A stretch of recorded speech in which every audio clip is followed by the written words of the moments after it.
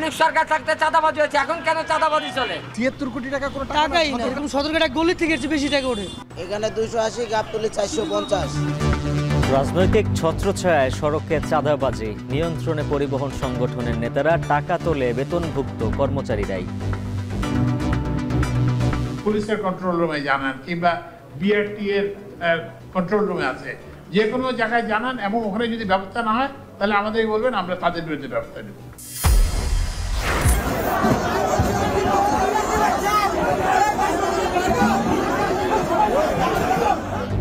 খিলক্ষেতে ধর্ষণে অভিযুক্তকে পুলিশ থেকে ছিনিয়ে নিয়ে গণপিটুনি। মিরপুরে নারী সাংবাদিককে ধর্ষণের অভিযোগে গ্রেপ্তার 2 জন।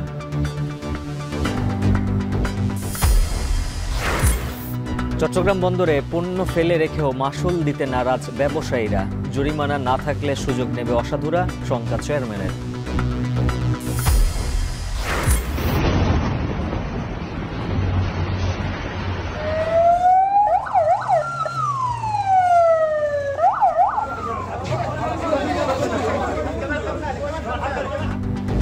ইসরায়েলি বর্বরতায় গাজা জুড়ে মৃত্যুর মিছিল। হামলা কেবল শুরু, হুমকি নেতানিয়াহুর। তেল আবিবে আগ্রাসন বিরোধী বিক্ষোভ।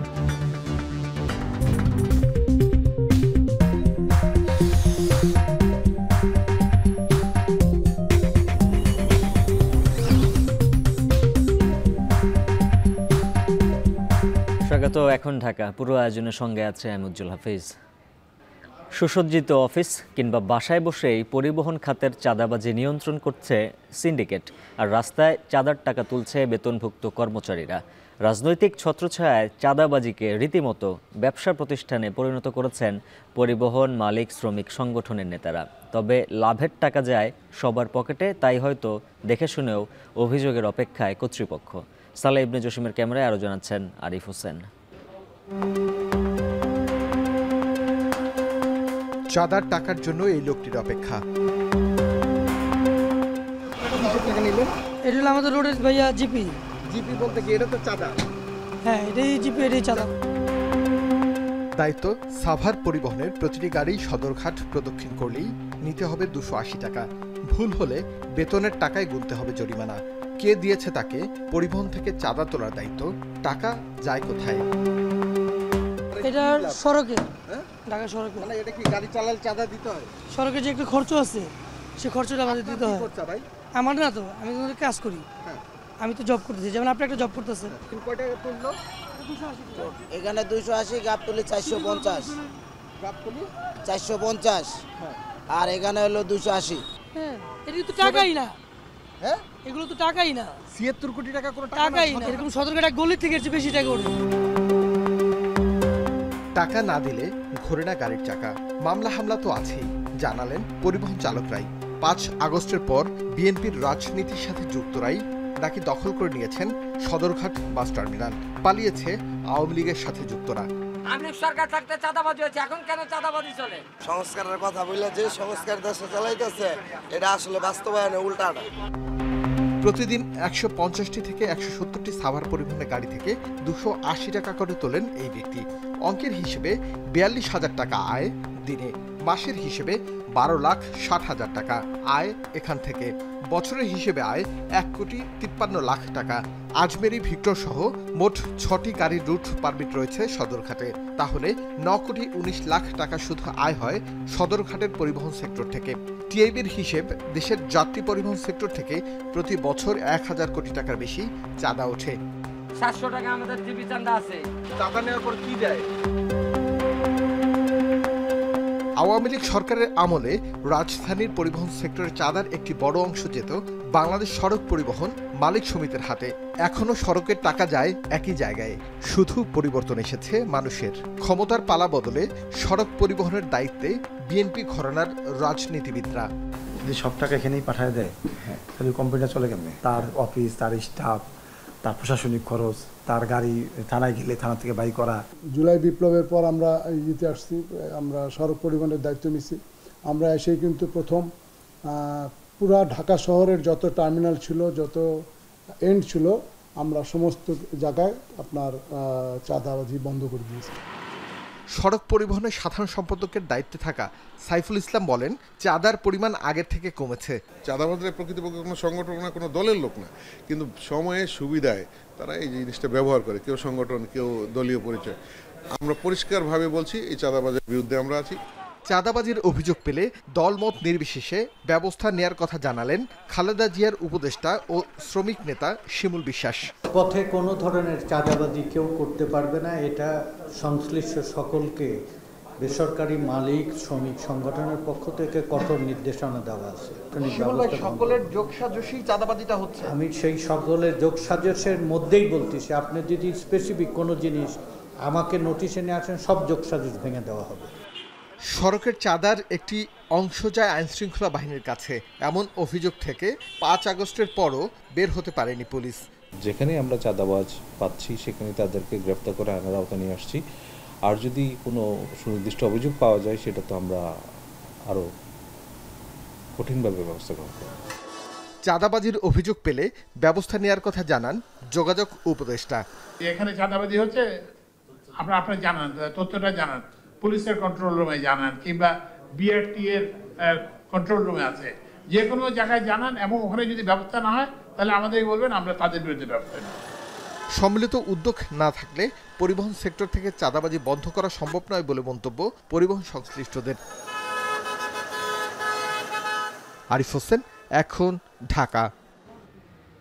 গেল ২৪ ঘন্টায় ঢাকা জেলায় ৩টি ধর্ষণের ঘটনায় আবারও চাঞ্চল্য তৈরি হয়েছে। এর মধ্যে রাজধানীর খিলক্ষেতে শিশু ধর্ষণে অভিযুক্ত এক কিশোরকে পুলিশের কাছ থেকে ছিনিয়ে নিয়ে গণপিটুনি দিয়েছে বিক্ষুব্ধ জনতা। এই ঘটনায় পুলিশের ৭ জন আহত হন। আর মিরপুরে এক নারী সাংবাদিককে ধর্ষণের অভিযোগে ২ জনকে গ্রেফতার করেছে পুলিশ। এছাড়া ঢাকার নবাবগঞ্জে এক শিশুকে ধর্ষণের অভিযোগ উঠেছে প্রতিবেশীর বিরুদ্ধে। বিস্তারিত প্রতিবেদনে। ঘটনাটি রাজধানীর খিলক্ষেতের মধ্যপাড়ায় ৫ বছরের এক শিশুকে ধর্ষণের অভিযুক্ত এক কিশোরকে পুলিশের কাছ থেকে ছিনিয়ে নিয়ে গণপিটুনি দেয় বিক্ষুব্ধ জনতা। পরে আশঙ্কাজনক অবস্থায় তাকে ভর্তি করা হয় ঢাকা মেডিকেল কলেজ হাসপাতালে। আহত হয় আরও ৭ পুলিশ সদস্য। গেল ২৪ ঘন্টায় ঢাকা জেলায় ৩টি ধর্ষণের ঘটনা জানা গেছে, যার মধ্যে ২ জনই শিশু আর একটি ঘটনায় রাজধানীর মিরপুরে সংঘবদ্ধ ধর্ষণের শিকার হয়েছে বলে অভিযোগ করেছেন এক সাংবাদিক।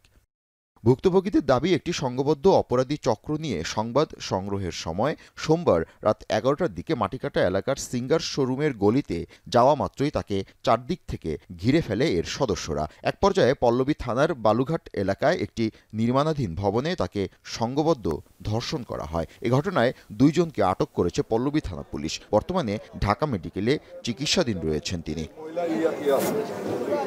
এদিকে ঢাকা জেলার নবাবগঞ্জ উপজেলায় ৬ বছরের এক শিশুকে ধর্ষণের অভিযোগ উঠেছে তার প্রতিবেশীর বিরুদ্ধে। শিশুটির স্বজনের দাবি, মঙ্গলবার ইফতারের আগে শিশুটি বাড়ির উঠানে খেলার সময় তাকে ডেকে নিয়ে যায়। পরে ধর্ষণ করে ৪৫ বছর বয়সী ওই ব্যক্তি। এর আগে আরো ২-৩টা করছে, তাদেরকে এরকম ভাবে দমন করছে। এখন আমাদের এইভাবেই দমন করতে চাইছে। আমাদের হাসপাতালে যেতে দিব না, পুলিশের কাছে যেতে দিব না, ডাক্তার ট্রিটমেন্ট নিতে দিব না। এটা এখান থেকেই মাটি দিয়ে দিতে গেছে। যদি এর কোনো বাড়াবাড়ি করে, আমার বোন একা থাকে, আমার হাজবেন্ড থাকে বিদেশ, আমার বোনেরও করবে, আমার ভাগ্নিরও সহকারে হ্যারাসমেন্ট করবে, এটা বুঝছেন। পুলিশ ওই ব্যক্তিকে আটক করলেও ভুক্তভোগী পরিবারের দাবি, নানাভাবে তাদের চাপ ও হুমকি দিচ্ছেন তার পরিবারের সদস্যরা। জাবেদ আব্দুল্লাহ, এখন, ঢাকা। ধর্ষণের শিকার নারীদের চিকিৎসা দেয়া হয় সব ধরনের গোপনীয়তা রক্ষা করে। ধর্ষককে বিচারের আওতায় আনতে আলামত ও তথ্য সংগ্রহ করে ওয়ান স্টপ ক্রাইসিস সেন্টার। তবে ধর্ষণের শিকার নারীকে শারীরিক ও মানসিকভাবে সুস্থ রাখাকে জরুরি মনে করেন চিকিৎসকরা। ধর্ষণের বিচার দ্রুত করতে ফরেনসিক ও ডিএনএ পরীক্ষার রিপোর্ট সবচেয়ে গুরুত্বপূর্ণ। আরও জানাচ্ছেন জাহিদ হাসান। ভেতরে প্রবেশাধিকার নিষেধ, বন্ধ দরজার ওপারে যারা, তারা দেখে ফেলছে এ সমাজের সবচেয়ে কদর্য দিক। ঢাকা মেডিকেল কলেজ হাসপাতালের ওয়ান স্টপ ক্রাইসিস সেন্টার। গোপনীয়তার সঙ্গে চিকিৎসা পান ভুক্তভোগীরা। অনুমতি সাপেক্ষে সুযোগ হয় ওসিসি সেন্টারে প্রাথমিক তথ্য জানার। ওসিসিতে সোমবার পর্যন্ত ভর্তি আছেন ৮ জন। তারা সবাই ধর্ষণের শিকার হয়েছেন। ৮ জনের মধ্যে একজন অন্তঃসত্ত্বা নারীও আছেন। ওই নারী একজন নিকটাত্মীয় দ্বারা ধর্ষণের শিকার হয়েছেন। এছাড়া বেশিরভাগই শিশু। গেল 1 বছরে প্রায় 1000-এর বেশি ধর্ষণের শিকার ভুক্তভোগী এসেছে ঢাকা মেডিকেলের ওসিসিতে। ওসিসির তথ্য বলছে, নিম্ন আয়ের নারীরা কর্মস্থলে বেশি ধর্ষণের শিকার হচ্ছেন, অনেকে আবার মামলাও করেন না। বাবা দ্বারা ধর্ষণ হওয়ার ঘটনার অভিজ্ঞতাও রয়েছে চিকিৎসকদের। প্রশ্ন ছিল, চিকিৎসার বাইরে ধর্ষণের মামলার ক্ষেত্রে ওয়ান স্টপ ক্রাইসিস সেন্টারের ভূমিকা কি?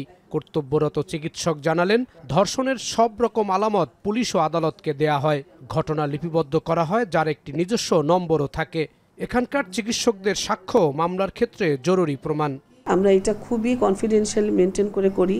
এখানে আমি ওসিসির কোঅর্ডিনেটর থাকি, আমাদের মেডিকেল অফিসার থাকে, ফরেন্সিকের ডাক্তার থাকেন, সেই সাথে আমাদের নার্স, সিনিয়র স্টাফ নার্স এবং সেই সাথে পুলিশ কনস্টেবল, সাব ইন্সপেক্টর, আমাদের প্রত্যেকের উপস্থিতিতে এই এক্সামিনেশনটা করা হয়। বাচ্চা মেয়েগুলাকে আমাদের এক্সামিনেশন করতে বা ওদেরকে দেখতে আমাদের কিছুটা কষ্ট হয়, কারণ বাচ্চারা অনেক সময় আমাদেরকে কোঅপারেট করতে চায় না। ইদানিং আমরা যেটা পাচ্ছি যে রেপিস্ট যেটা হচ্ছে ধর্ষণ যে করছে তার বয়স কমে আসছে, যেমন 16 বছরের বাচ্চা, 14 বছরের ছেলে বাচ্চা, 18 বছরের ছেলে বাচ্চা, যেটা আগে হয়তো ছিল না, 12 বছরের ছেলে 2 বছরের মেয়েকে, এই ধরনের কেস এখন বাড়ছে। ধর্ষণের ন্যায় বিচার নিশ্চিত করতে বড় ভূমিকা রাখে ফরেনসিক রিপোর্ট। 1000-এর বেশি ধর্ষণের ঘটনা ফরেনসিক করার অভিজ্ঞতা রয়েছে এমন এক নারী চিকিৎসক জানান, ধর্ষণের শিকার নারী ও শিশুরা শারীরিকভাবে ভেঙে পড়েন, আতঙ্কে ভোগেন। বিচারের জন্য মানসিক স্বাস্থ্য ঠিক রাখা বড় চ্যালেঞ্জ। সব জেলা বা বিভাগ বা সব জায়গায় আমাদের আসলে ফরেনসিক স্পেশালাইজড সার্ভিসটা নাই, আর একটু বিভাগীয় শহরে পাঠানো হয়, সেক্ষেত্রে একটা দীর্ঘসূত্রিতা হয়ে যেতে পারে। যে কোনো ধরনের যৌন নিপীড়ন যে কোনো একটা নারীর জন্য পরবর্তীতে খুব মারাত্মক হিসেবে দেখা দিতে পারে। তার মধ্যে ডিপ্রেসিভ ডিসঅর্ডার ডেভেলপ করতে পারে, অ্যাংজাইটি সিমটম আসতে পারে, অ্যাডজাস্টমেন্ট ডিসঅর্ডার পরবর্তীতে হতে পারে। ওই ভিকটিমকে যদি ব্লেম করা হয় বা তাকে এটা নিয়ে তাকে দোষারোপ করা হয়, দেখা যায় তার মধ্যে আত্মবিশ্বাস কমে যায়, সে কিন্তু একদম সমাজে থেকে একদম আইসোলেটেড হয়ে যেতে পারে। চিকিৎসকরা জানালেন, শিশুরা নিকট আত্মীয় বা পরিবারের কোনো সদস্য দ্বারা বেশি যৌন হয়রানি ও ধর্ষণের শিকার হচ্ছেন। জাহিদ হাসান, এখন ঢাকা। 4 দিনের ফ্রি টাইমের পর বন্দরে পণ্য ফেলে রাখলে 4 গুণ বেশি মাশুল নেওয়ার সিদ্ধান্তের সমালোচনা করে দ্রুত তা প্রত্যাহারের দাবি জানিয়েছে তৈরি পোশাক শিল্প মালিকদের সংগঠন বিজিএমইএ। এতে শিল্পের কাঁচামাল খালাসে খরচ কয়েক গুণ বেড়েছে জানিয়ে সম্প্রতি চেয়ারম্যানের কাছে মাশুল প্রত্যাহারে চিঠি দেয় সংগঠনটি। যদিও জনস্বার্থে ও বাজারে নিত্যপণ্যের সাপ্লাই চেন ঠিক রাখতে এখনই তা প্রত্যাহার করতে চায় না বন্দর। বন্দর চেয়ারম্যানের দাবি, এই নির্দেশনার পর অসাধু ব্যবসায়ীরা আর বন্দরকে গুদাম হিসেবে ব্যবহার করতে পারছে না। বিস্তারিত জানাচ্ছেন হাজেরা শিউলি। আমদানি পণ্য জাহাজ থেকে খালাস করে চট্টগ্রাম বন্দরের ইয়ার্ডে রাখলে 4 দিন পর্যন্ত কোনো ভাড়া দিতে হয় না। তবে 5ম দিন থেকে প্রতি কন্টেইনারে $6 করে ভাড়া বা স্টোর রেন্ট দিতে হয়। 7 দিন পর যা বেড়ে দাঁড়ায় $12। তবে বন্দরে কন্টেইনার জট বাড়লেই জট কমাতে 4 দিন ফ্রি টাইমের পর কখনো কখনো 4 গুণ বেশি মাশুল আরোপ করে বন্দর কর্তৃপক্ষ। এক্ষেত্রে প্রতি কন্টেইনারে ভাড়া দিতে হয় $24 করে। তবে এবার রোজার আগেই বন্দরে কন্টেইনার জট তৈরি হওয়ায় কঠোর অবস্থানে বন্দর। এক্ষেত্রে অসাধু আমদানিকারকরা যেন পণ্যের দাম বাড়াতে বন্দরকে গুদাম হিসেবে ব্যবহার করতে না পারে, এজন্য গত 20 ফেব্রুয়ারি এক পরিপত্রে আমদানিকারকদের দ্রুত পণ্য ডেলিভারি নেয়ার আহ্বান জানানো হয়। পরিস্থিতির উন্নতি না হলে আইন অনুযায়ী 4 দিন পর বর্তমান ভাড়ার চেয়ে 4 গুণ বেশি মাশুল নেওয়া হবে বলেও সতর্ক করা হয়। এই নির্দেশনা গেল 10 মার্চ থেকে কার্যকর করেছে চট্টগ্রাম বন্দর। যদিও এই নির্দেশনাকে অযৌক্তিক বলে দাবি করছেন ব্যবসায়ীরা, বলছেন এ দায় শুধু আমদানিকারকের নয়, যথাসময়ে ব্যাংক ডকুমেন্ট না পাওয়া, কাস্টমসের প্রক্রিয়াগত জটিলতা সহ নানা কারণে পণ্য খালাসে দেরি হয়। এক্ষেত্রে বর্তমান প্রতিকূল পরিস্থিতিতে 4 গুণ মাশুল আরোপের ফলে ব্যবসায় নেতিবাচক প্রভাব পড়ার আশঙ্কায় তারা। ইম্পোর্টার যে মাল ইম্পোর্ট করে সেই মালটা সে কিন্তু সঠিক সময় ডেলিভারি নেওয়ার জন্য তার প্রয়োজনীয় কাস্টমের বিভিন্ন জটিলতাগুলো শেষ করে আসতে হয়। অনেক সময় অনেক পেপার প্রয়োজন হয়, শিপিং লাইন্স, এটা অনেক কিছু ইন অর্ডার করে ডেলিভারি পয়েন্টে আসতে হয়। এইসব কারণে ডিলে হয়। আর যদি ডিলে হয়, নির্দিষ্ট সময়ের বাইরে ডিলে হলে অটোমেটিক্যালি একটা ওয়ারফেন বলে একটা শব্দ আসে যে পেমেন্ট করতে হয়। তো পেমেন্ট আমরা করছি। যদিও চট্টগ্রাম বন্দরের চেয়ারম্যান বলছেন, জনস্বার্থে বাজারে পণ্যের নিরবিচ্ছিন্ন সরবরাহ এবং দাম স্থিতিশীল রাখতে এই অতিরিক্ত মাসুল আরোপের উদ্যোগ নেওয়া হয়েছে। এক্ষেত্রে ফ্রি টাইমের মধ্যেই আমদানিকারকদের পণ্য ডেলিভারি নেয়ার আহ্বান জানিয়ে বন্দর ও কাস্টমস থেকে সব ধরনের সহযোগিতার কথা জানালেন তিনি। অনেক কার্গো আছে যেগুলো নিত্য প্রয়োজনীয় দ্রব্য, ডে টু ডে বাজারে এটা প্রয়োজন আছে এবং এটা সাপ্লাই চেইনটা সমুন্নত রাখা অত্যন্ত জরুরি। পঞ্চম দিন থেকে হলো আপনার এই স্টোর রেন্টটা আরোপ হয়। তো আমি যখন কাস্টমসের সাথে কথা বলেছি, ওনারা বলেছে এটা 3 দিনের মধ্যে এটা সমাধান হয়ে যায়। কাজে যদি কেউ 4 দিনের মধ্যে নিয়ে যায় তার তো কোনো টাকাই পে করা লাগবে না। যে নিয়ে যাবে তার জন্য সুবিধা, বাজারেও মানুষের এটা ভোক্তাদের জন্য এটা একটা সুবিধা এবং আমাদের জন্য একটা সুবিধা। বর্তমানে 54,000 টিউএস ধারণ ক্ষমতার বিপরীতে চট্টগ্রাম বন্দরে কন্টেইনার আছে প্রায় 29,000 টিউএস। 20 ফেব্রুয়ারি পরিপত্র জারির আগে কন্টেইনার ছিল প্রায় 40,000 টিউএস। হাজারা শিউলি, এখন চট্টগ্রাম। চট্টগ্রাম বন্দরের বহির্নোঙরে জাহাজে পণ্য গুদামজাত করে বাজারে কৃত্রিম সংকটের অভিযোগ উঠেছে। লাইটারাস জাহাজে অবৈধভাবে পণ্য মজুত ঠেকাতে পরিচালিত হচ্ছে যৌথ অভিযান।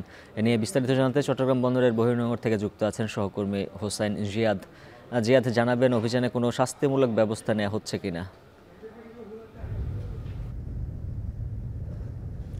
উজ্জ্বল, এ নিয়ে আসলে কয়েক দফায় অভিযান চালানো হয়েছে রমজানের পর থেকে। প্রায় কোস্টগার্ড কর্তৃপক্ষ বলছে যে 1000-এরও বেশি জাহাজে তারা এই পর্যন্ত অভিযান চালিয়েছেন। এটি মূলত তৃতীয় দফায় অভিযান। এর মধ্যে বেশ কয়েকটি জাহাজকে লাইসেন্স না থাকা, ফিটনেস না থাকা, যথেষ্ট অগ্নি নিরাপত্তা না থাকা সহ পণ্য মজুত করার অভিযোগে বেশ কয়েকটি জাহাজকে জরিমানা করা হয়েছে। আজকেও অভিযান একই সাথে চলছে। আজকে মূলত যৌথ অভিযান চট্টগ্রাম বন্দর কর্তৃপক্ষ, কোস্টগার্ড এবং নৌবাহিনীর বেশ কয়েকটি জাহাজ আমরা দেখতে পাচ্ছি যে এই অভিযানে অংশ নিয়েছে। যেটি অভিযোগ উঠেছে যে চট্টগ্রাম বন্দরের বহির্নোঙরে যে বিদেশি জাহাজগুলো আসে, বিশেষ করে ভোগ্যপণ্যবাহী যে জাহাজগুলো তেল, ডাল, চিনি, গম, সিমেন্ট, ক্লিংকার, সার এই জাতীয় পণ্য নিয়ে, এবং সেগুলো এই যেই ছোট ছোট জাহাজগুলো দেখছেন লাইটার জাহাজ, সে জাহাজে করে বহির্নোঙর থেকে খালাসের পর সারা দেশের বিভিন্ন প্রান্তে ঘাটগুলোতে চলে যায় কিংবা কারখানাগুলোতে যায়।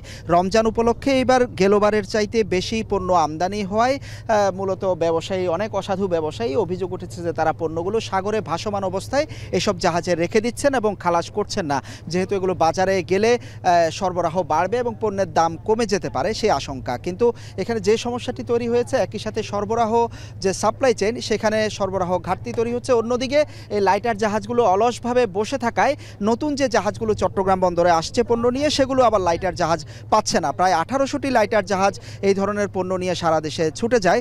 এখন নতুন যে জাহাজগুলো আসছে সেগুলো যদি নতুন করে লাইটার জাহাজ আবার না পায়, সেই ক্ষেত্রে তাদেরকে বন্দরের বহির্নোঙরে দীর্ঘদিন অবস্থান করতে হচ্ছে, যেটি বন্দরের সুনাম ক্ষুণ্ণ হয়। এবং একই সাথে এই জাহাজগুলো যে অলস বসে থাকে তারও একটি ভাড়া, যেটি শেষমেশ হয়তো ভোক্তাদের ঘাড়ে গিয়ে পড়বে খরচটি।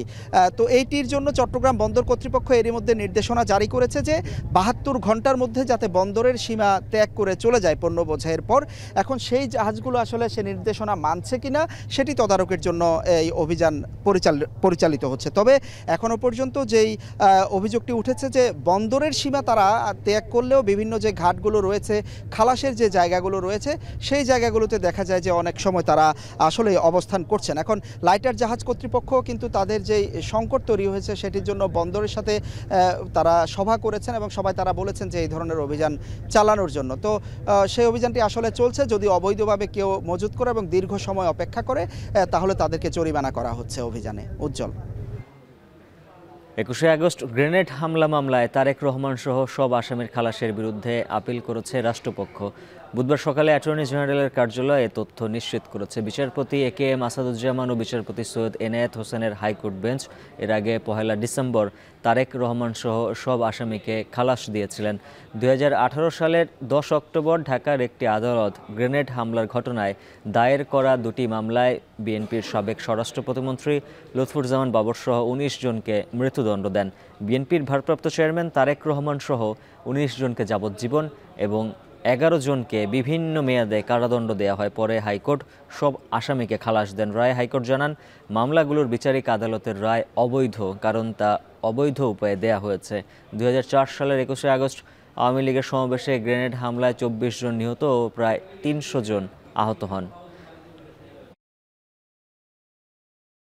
জুলাই অভ্যুত্থানে রাজধানীর মোহাম্মদপুর থানার হত্যা মামলায় সাবেক আইনমন্ত্রী আনিসুল হক ও সাবেক সংসদ সদস্য সাদেক খানকে 3 দিন করে রিমান্ডের আদেশ দিয়েছেন আদালত। যাত্রাবাড়ি থানার হত্যা মামলায় সাবেক মন্ত্রী দীপুমণি, হাসানুল হক ইনু, রাশিদ খান মেনন ও সাবেক আইজিপি চৌধুরী আবদুল্লাহ আল মামুনের 4 দিনের রিমান্ড মঞ্জুর করা হয়। সকালে শুনানি শেষে এ আদেশ দেন ঢাকার মেট্রোপলিটন ম্যাজিস্ট্রেট শাহিন রেজার আদালত। একই আদালতে যাত্রাবাড়ি, মোহাম্মদপুর ও আদাবর থানার পৃথক 19টি মামলায় তাদের গ্রেফতার দেখানো হয়। রাষ্ট্রপক্ষের আইনজীবী অভিযোগ করেন, আওয়ামী লীগের নেতাদের আদালতে নেওয়া হলেই রাজনীতি থেকে ইস্তফা দেওয়ার দাবি করেন তারা। আন্দোলন দমনে তাদের ভূমিকা ছিল না, অথচ দেশবাসী দেখেছে কিভাবে তারা আন্দোলন দমন করেছে।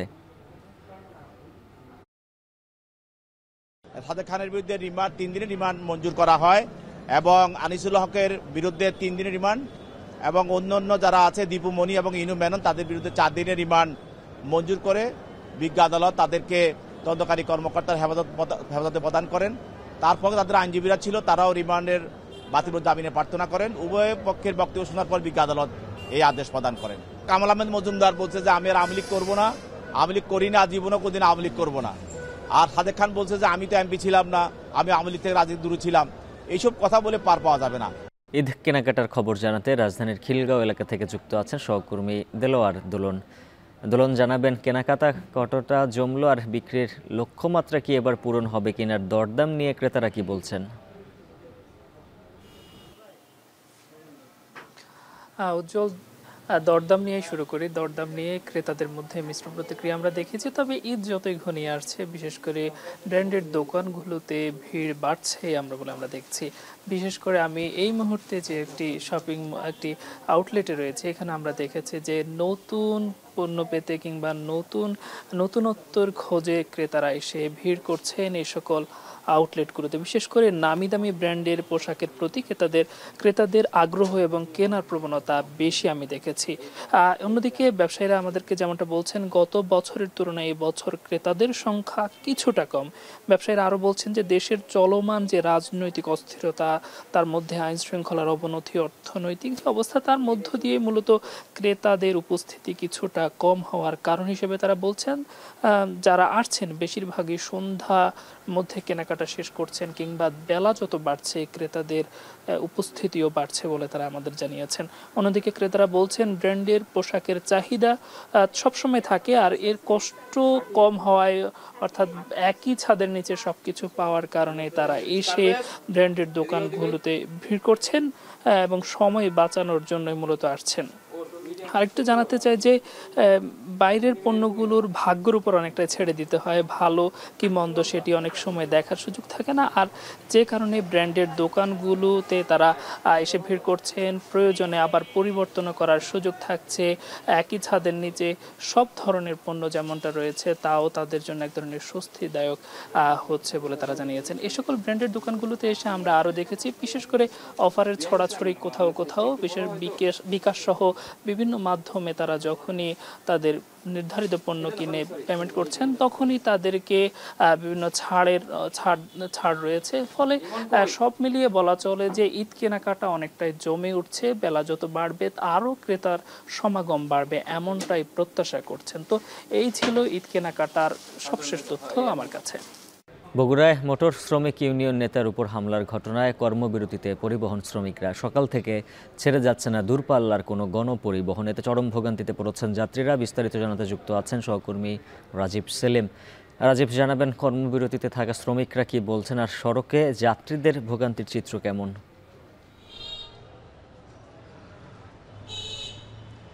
হ্যাঁ উজ্জ্বল, সকাল থেকেই সড়কে আমরা যাত্রীদের ব্যাপক চাপ দেখেছি এবং যাত্রীদের ভোগান্তি তো রয়েছে, যেহেতু বগুড়া থেকে কোনো যানবাহন ছেড়ে যাচ্ছে না, দূরপাল্লার কোনো যানবাহন ছেড়ে যাচ্ছে না। সাধারণ মানুষ যখন রোজা রেখে সকাল সকাল বেরিয়ে পড়েছেন তাদের গন্তব্যে যাওয়ার জন্য, কিন্তু সকালে সড়কে এসেই দেখছেন যে পরিবহন শ্রমিকদের একটি কর্মবিরতি চলছে। আর এই কর্মবিরতির কারণ আমরা শ্রমিক নেতাদের সাথে কথা বলেছি, তারা আমাদেরকে জানিয়েছেন যে গতকাল সন্ধ্যায় বগুড়া জেলা মোটর শ্রমিক ইউনিয়নের যে কার্যালয় রয়েছে সেই কার্যালয়ের সামনে বেশ কয়েকটি নারিকেলের আড়ত রয়েছে এবং এই নারিকেলের আড়তের পাশে একটি সিএনজি স্ট্যান্ড রয়েছে। এই নারিকেলের আড়তে নারিকেল আনলোড করার জন্য একটি গাড়ি আসে এবং সেই সময় সিএনজি চালকদের সাথে একটি হট্টগোল বেঁধে যায়। সেই সময় সিএনজি যেহেতু বগুড়া জেলা মোটর শ্রমিক ইউনিয়নের নিয়ন্ত্রণাধীন, সে কারণে সিএনজি চালকরা তাদের নেতাদেরকে ফোন করে এবং হজরত আলী নামের যে কার্যনির্বাহী সদস্য, বগুড়া জেলা মোটর শ্রমিক ইউনিয়নের কার্যনির্বাহী সদস্য, তিনি আসেন এবং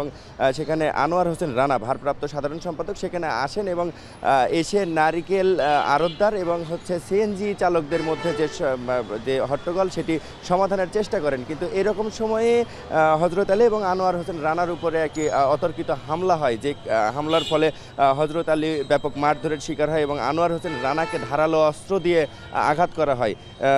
সে কারণে আসলে আজকের এই শ্রমিক অসন্তোষ থেকে আজকে তাদের এই কর্মবিরতি। আর তাই সকাল থেকে বগুড়া থেকে কোনো গণপরিবহন ছেড়ে যায়নি। আমরা হাসপাতালে খবর নিয়েছি যে আনোয়ার হোসেন রানা কিছুটা শঙ্কায় রয়েছে আর হজরত আলী যত এখন ঠিক রয়েছে, এখন ভালো রয়েছে। আর এই কর্মবিরতির যে ভোগান্তি রয়েছে এটি আমরা যেটি জেনেছি যে বগুড়ার চারমাথা টার্মিনাল এলাকায় রয়েছে। এখান থেকে নেতারা তাদের যে বগুড়ার কেন্দ্রীয় কার্যালয় সেই কার্যালয়ে গিয়েছেন এবং কেন্দ্রীয় নেতাদের সাথে বৈঠক করছেন এবং এই বৈঠকে তাদের যদি অসন্তোষ আরও বাড়ে সেক্ষেত্রে আরও বড় কর্মসূচি, আরও উত্তরবঙ্গ দিয়ে যে গাড়ি যানবাহন চলাচল করে বগুড়া দিয়ে সেই গাড়িগুলো তারা বন্ধ করে দেবেন। আর আমরা এখানে পুলিশের খুব একটা ভূমিকা দেখিনি, এরকম একটি অসন্তোষ চলছে।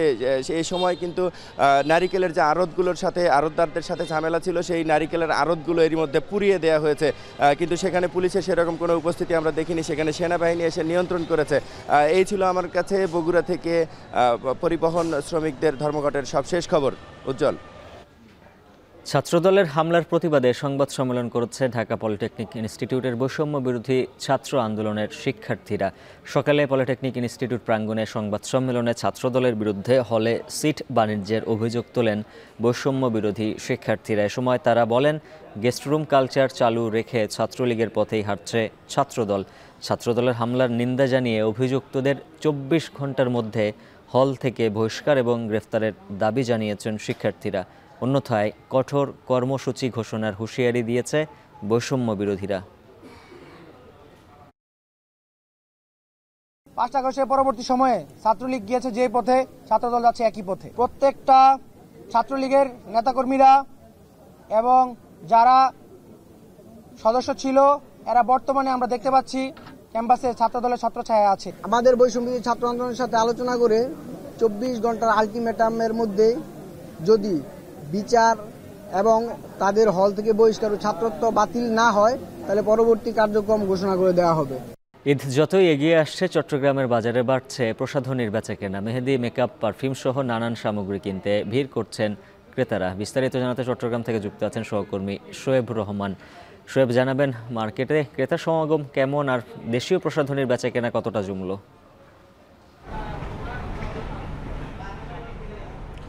উজ্জ্বল, এখন কেবলমাত্র দিনের শুরু। রমজানে যেহেতু মধ্যরাত পর্যন্ত শপিং মলগুলো খোলা থাকে, দিনের বেলায় সেই শপিং মলগুলো শুরু হতে কিছুটা সময় লাগে এবং ক্রেতারাও আসলে সেহরিতে ওঠেন এবং পরে শপিংয়ে আসতে কিছুটা দেরি করেই আসেন। তো এই কারণে এই মুহূর্তে ক্রেতা সমাগম খুব একটা নেই, কিন্তু তারপর আমরা দেখছি যে অন্যান্য স্বাভাবিক সময়ের তুলনায় অর্থাৎ রোজা শুরুর দিকের তুলনায় এই মুহূর্তে শপিং মলগুলোতে ক্রেতা সমাগম অনেকটাই বেশি এবং যে সকল ক্রেতারা আসছেন তাদের বেশিরভাগেরই গন্তব্য কিন্তু এখন যে কসমেটিক্সের দোকান রয়েছে সে কসমেটিক্সের দোকান। কারণ এর মধ্যে অনেকে তাদের যে পোশাকের যে কেনার যে কার্যক্রম সেটি তারা সম্পন্ন করেছেন, অর্থাৎ পোশাক কিনে ফেলেছেন এবং সেই পোশাকের সঙ্গে সঙ্গতি রেখে তারা এই মুহূর্তে কসমেটিক্সের দোকানগুলোতে ঝুঁকছেন। বিশেষ করে নারী ক্রেতা যারা রয়েছেন তাদের কিন্তু বেশ ব্যাপক একটি সমাগম রয়েছে মার্কেটে এবং তারা আসছেন, তারা তাদের কাপড়ের সঙ্গে ম্যাচিং করে বিভিন্ন ধরনের প্রসাধনী সামগ্রী কিনছেন। বিশেষ করে এই মুহূর্তে যারা আসছেন তারা যে কালার কসমেটিক্স যেগুলো রয়েছে ফাউন্ডেশন বা মেকআপ, আইলাইনার সহ লিপস্টিক এই ধরনের প্রোডাক্টগুলো কিনছেন তাদের কাপড়ের সঙ্গে ম্যাচিং করে, এবং এই ধরনের প্রোডাক্টগুলোর চাহিদাই কিন্তু সবচাইতে বেশি। আমরা যেই শপিং মলটিতে রয়েছে সেটি একটি অভিজাত শপিং মল, এবং এই অভিজাত শপিং মলটিতে আসলে যেই বিদেশি প্রোডাক্টগুলো রয়েছে, বিশেষ করে কোরিয়ান প্রোডাক্ট যেগুলো রয়েছে সেগুলোর চাহিদা বেশ ভালো। এর পাশাপাশি দেশীয় যে নামি দামি ব্র্যান্ডগুলো রয়েছে সেই নামি দামি ব্র্যান্ডের প্রসাধনীগুলোর চাহিদাও কিন্তু অনেকটাই রয়েছে। তো এই মুহূর্তে আমরা বেশ কয়েকজন দোকানের সাথে কথা বলেছি, তারা যেটি বলছেন যে লিপস্টিকের ক্ষেত্রে তারা একেবারে 120-30 টাকা থেকে শুরু করে 225 টাকা, এবং টোনারের ক্ষেত্রে 1200 টাকা থেকে শুরু করে 2500 টাকা, এবং কালার ফাউন্ডেশনগুলো যেগুলো রয়েছে অর্থাৎ মেকআপের যে কসমেটিক্সগুলো রয়েছে সেগুলোর কিন্তু নানান ধরনের প্রাইস রেঞ্জ রয়েছে, এবং সে পছন্দ এবং নিজের রুচির সাথে তাল মিলিয়ে তারা কিন্তু সেই ধরনের প্রোডাক্টগুলো কিনছেন। এবং বিক্রেতারা বলছেন যে এবছর তাদের বেচা বিক্রি বেশ ভালো, অর্থাৎ আশানুরূপ বেচা বিক্রি তাদের হচ্ছে, এবং তারা প্রত্যাশা করছেন যেহেতু আরও কিছুটা দিন সময় আছে ঈদ ঘনিয়ে আসতে, এবং 20 বা 22 রমজানের পরেই মূলত এই যে প্রসাধনের যে বেচা বিক্রি সেটি আরও বাড়বে বলে তারা প্রত্যাশা করছেন। তবে গেলোবারের তুলনায় এখন পর্যন্ত কিন্তু মোটামুটি বেচা বিক্রি ভালো। চট্টগ্রামে প্রায় 10টির ওপরে অভিজাত শপিং মল রয়েছে, এবং এর বাইরে কিন্তু ছোট বড় নানান ধরনের মার্কেট রয়েছে, সেগুলো শতাধিক। এই সবগুলো জায়গাতেই কিন্তু আসলে ক্রেতা সমাগম অনেকটাই বেড়েছে, এবং ক্রেতাদের এই মুহূর্তে আসলে শেষ মুহূর্তের কেনাকাটা বা কসমেটিক্সের বাজারে শেষ মুহূর্তে ঢু মারার যে কার্যক্রম সেটি মূলত চলছে। এবং সব মিলিয়ে চট্টগ্রামের বাজারে প্রতি বছর যে কসমেটিক্স কেন্দ্রিক বেচা কেনা সেটি 100 কোটি টাকা ছাড়িয়ে যায় পাইকারি এবং খুচরা মিলিয়ে। এবছর তারা প্রত্যাশা করছেন যে একটি ভালো ব্যবসা তারা করবেন, এবং গেলোবারের চেয়ে এখন পর্যন্ত তাদের বেচা বিক্রি ভালো। আরও কিছুটা দিন বাকি রয়েছে, সেই ক্ষেত্রে তাদের যে বেচা বিক্রি সেটি গেলোবারের তুলনায় আরও ভালো হবে বলেই কিন্তু তারা প্রত্যাশা করছেন। তো চট্টগ্রাম থেকে এই ছিল আমার কাছে কসমেটিক্সের বেচা কেনা নিয়ে সবশেষ তথ্য। যশোর বেনাপোল মহাসড়কে অ্যাম্বুলেন্সের সঙ্গে ইঞ্জিন চালিত ভ্যানের সংঘর্ষে নারী শিশুসহ 3 জন নিহত হয়েছেন। এ ঘটনায় গুরুতর আহত হয়েছেন আরও 2 জন। ভোর 6টার দিকে জিকরগাছা উপজেলার নবীনগরে এই ঘটনা ঘটে। নিহতরা হলেন গদখালী গ্রামের নাজমা খাতুন, বামনালী গ্রামের রত্না খাতুন ও সৈয়দপাড়া গ্রামের মোহাম্মদ বাবলু। পুলিশ জানায় অ্যাম্বুলেন্সটি যশোর থেকে বেনাপোলের দিকে যাচ্ছিল। এ সময় বিপরীত দিক থেকে আসা ইঞ্জিন চালিত ভ্যানের সঙ্গে সংঘর্ষ হয়। এতে ইঞ্জিন চালিত ভ্যানের 3 যাত্রী ঘটনাস্থলেই মারা যান। গুরুতর অবস্থায় 2 জনকে উদ্ধার করে ঝিকরগাছা উপজেলা হাসপাতালে ভর্তি করা হয়েছে।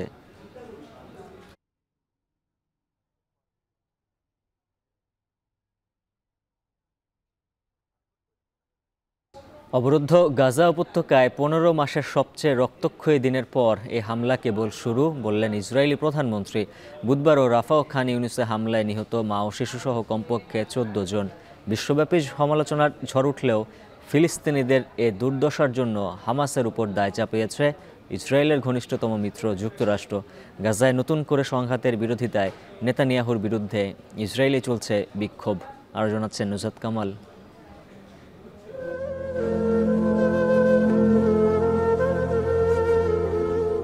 এই ছোটার যেন কোনো শেষ নেই। মাথার ওপর বোমার গর্জনই নিয়তি হয়ে দাঁড়িয়েছে ফিলিস্তিনিদের। স্বজন হারানোর শোক বাদ দিয়ে উপত্যকার এ প্রান্ত থেকে ও প্রান্ত শুধুই ছুটে চলেছেন লাখ লাখ মানুষ। بيتي مقصوف انا فيش اولاد صغار معنا احنا عشتنا ليش مشتته وكل الدول كويسه ليش অবিরাম বোমাবর্ষণে একদিনে 400-র বেশি মানুষের মৃত্যুতে হতবাক। কিন্তু 15 মাসের মধ্যে সবচেয়ে রক্তক্ষয়ী দিনের পরও স্থির হয়ে বসার উপায় নেই। ঘোড়ায় টানা ঠেলা, গাড়ি, ট্রাক কিছুই না পেলে পায়ে হেঁটেই খুঁজছেন আশ্রয়। কিন্তু নিরাপত্তা কোথায়? গাজার স্বাধীনতাকামী হামাস যোদ্ধাদের নির্মূলের নামে 17 মাসে 250,000 নিরস্ত্র মানুষকে হত্যা করেও নিরুত্তাপ ইসরায়েলি প্রধানমন্ত্রী জানালেন এ হামলা কেবল শুরু। ואכן חזרנו להילחם בעוצמה. יחד עם שר הביטחון קיבלתי את המלצת צה"ל והמלצת גורמי הביטחון. ফিলিস্তিনিদের এ দুর্দশার জন্য বরাবরের মতো হামাসকেই দায়ী করছে ইসরায়েলের ঘনিষ্ঠতম মিত্র যুক্তরাষ্ট্র। The blame for the resumption of hostilities lies solely with Hamas.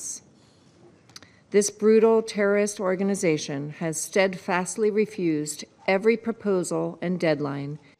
এদিকে ইয়েমেনে ট্রাম্প প্রশাসনের হামলা, ওয়াশিংটনের রক্তচক্ষু সত্ত্বেও ফিলিস্তিনিদের সমর্থনে লোহিত সাগরে মার্কিন বিমানবাহী রণতরী ইউএসএস ট্রুম্যান সহ বিভিন্ন নৌযান লক্ষ্য করে ৭২ ঘণ্টার মধ্যে চতুর্থ হামলা চালিয়েছে হুতি বিদ্রোহীরা।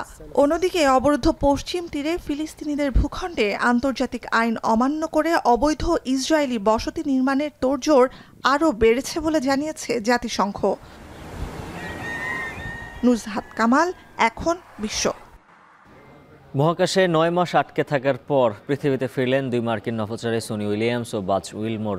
বায়ুমণ্ডলের তীব্র ঘর্ষণের মধ্য দিয়ে প্রবেশের পর 4টি প্যারাসুটের সাহায্যে অনেকটা ধীর গতিতে যুক্তরাষ্ট্রের ফ্লোরিডা উপকূলে আছড়ে পড়ে স্পেসএক্সের ড্রাগন ক্যাপসুল। এ সময় একদল ডলফিনের ঝাঁক ক্যাপসুলটিকে ঘিরে সাদরে স্বাগত জানায় মহাকাশচারীদের। মোট 4 জন নভোচারী পৃথিবীতে ফিরেছেন এ যাত্রায়।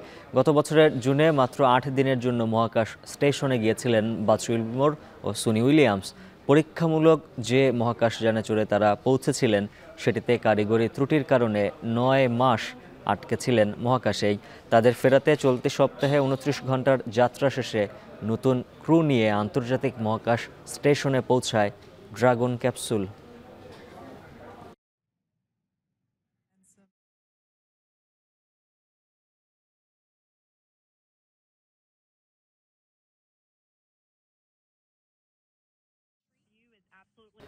এএফসি এশিয়ান কাপ বাছাই পর্বের তৃতীয় রাউন্ডের ম্যাচে ভারতের মুখোমুখি হবে বাংলাদেশ। দেশ ছাড়ার আগে ম্যাচ নিয়ে কথা বলতে সংবাদ সম্মেলনের আয়োজন করেছে বাফুফে। সেখানে রয়েছেন সহকর্মী শরীফ রওশন, যুক্ত হচ্ছি তার সঙ্গে। রওশন জানাবেন, ভারতের বিপক্ষে ম্যাচের আগে ফাহমিদুল ইস্যু তো বেশ আলোচনায় চলছে, যুব ক্রীড়া উপদেষ্টা নিজে বিষয়টি তদারকি করছেন, এ বিষয়ে আর কি তথ্য রয়েছে সবশেষ?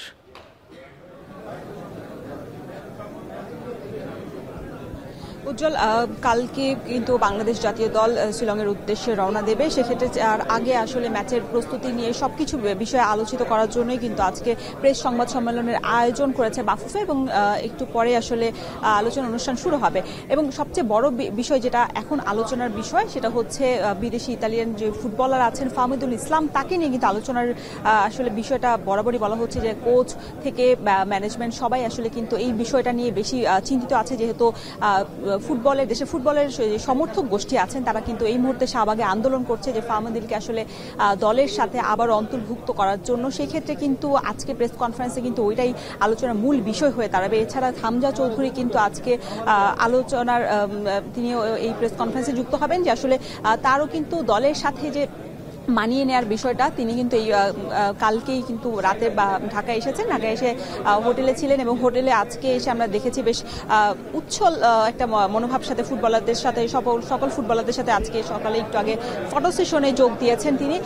এবং ফুটবলার হিসেবে দলের সাথে যে মানিয়ে নেওয়ার বিষয়টা অনেকটাই আসলে তিনি কম সময় পাচ্ছেন, যেহেতু তিনি লন্ডনে এসেছেন, লন্ডন থেকে পরশুদিন এসেছেন। সেক্ষেত্রে আসলে 5টা সেশন কিন্তু তিনি পাবেন 25 তারিখ ম্যাচের আগে। সেক্ষেত্রে এই বিষয়টা আসলে গুরুত্বপূর্ণ এবং দলে যেহেতু এখন 29 জন প্লেয়ার আছেন, সেই বিষয়ে আসলে কারা দলে জায়গা পাচ্ছেন না পাচ্ছেন, ফাহমিদুলের বিষয়টা আসলে শেষ পর্যন্ত কি সিদ্ধান্ত নেন বাফুফে, সেটাও কিন্তু আরেকটা বিষয়। ক্যাবরেরা অনেকটাই আসলে চিন্তার কারণ হয়ে দাঁড়িয়েছে, যেহেতু 23 সদস্যের একটা দল আসলে তারা ফ্লাই করবে। সেক্ষেত্রে আসলে কাকে ছেড়ে কাকে দলে নেবে, বাংলাদেশের সাথে বিদেশি অনেক প্লেয়ার আছে, হামজা চৌধুরীর জায়গাটা অনেকটাই নিশ্চিত বলা যায়। সেক্ষেত্রে ফাহমিদুলকে শেষ পর্যন্ত আসলে ফুটবল সমর্থক গোষ্ঠীদের চাপে সেক্ষেত্রে ফাহমিদুলকে ফিরে আনা হবে কিনা, সেইখানে আমরা আসলে সংবাদ সম্মেলনের পরেই জানতে পারবো। উজ্জ্বল, বাফুফের সংবাদ সম্মেলন নিয়ে বিস্তারিত জানাচ্ছিলেন সহকর্মী শরীফ রওশন। শেষ করবো এখন ঢাকা, তার আগে শিরোনামগুলো জানিয়ে দিচ্ছে আরো একবার।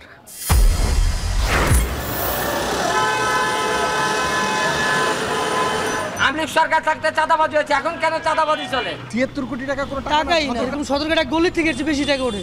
এখানে 280, গাবতলী 450। রাজনৈতিক ছত্রছায়ায় সড়কে চাঁদাবাজি নিয়ন্ত্রণে পরিবহন সংগঠনের নেতারা, টাকা তোলে বেতনভুক্ত কর্মচারীরাই। পুলিশের কন্ট্রোল রুমে জানান কিংবা বিআরটি এর কন্ট্রোল রুমে আছে, যে কোনো জায়গায় জানান এবং ওখানে যদি ব্যবস্থা না হয় তাহলে আমাদেরকে বলবেন, আমরা তাদের বিরুদ্ধে ব্যবস্থা নেব।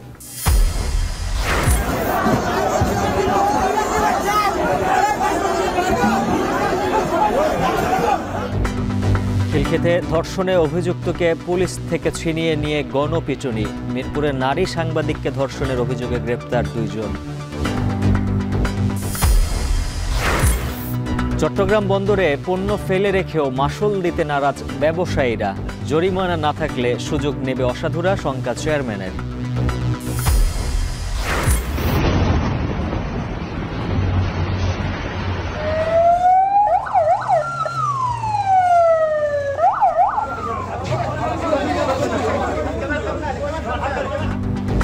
ইসরায়েলি বর্বরতায় গাজা জুড়ে মৃত্যুর মিছিল। হামলা কেবল শুরু, হুমকি নেতানিয়াহুর। তেল আবিবে আগ্রাসন বিরোধী বিক্ষোভ। আর এই ছিল এখন ঢাকার আয়োজন। এখন টেলিভিশন ওয়েবসাইটে দেখতে ভিজিট করুন এখন.tv, ফেসবুকে দেখুন facebook.com/tv.এখন, আর ইউটিউবে সরাসরি দেখতে ভিজিট করুন youtube.com/c/echontv।